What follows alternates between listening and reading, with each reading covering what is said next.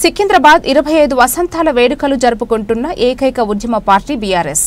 మాజీ మంత్రి తలసాని శ్రీనివాస్ యాదవ్ ఘనంగా బీఆర్ఎస్ పార్టీ ఆవిర్భావ దినోత్సవ వేడుకలలో పాల్గొని జెండాలను ఎగురవేసి కేక్ కట్ చేసిన Talasani Srinivas Yadav RTC cross road Sanath Nagar నియోజకవర్గ పరిధిలోని పద్మారావు నగర్ జనరల్ బజార్ కాంప్లెక్స్ వద్ద నిర్వహించిన వేడుకలలో పాల్గొన్న ఎమ్మెల్యే తలసాని శ్రీనివాస్ యాదవ్.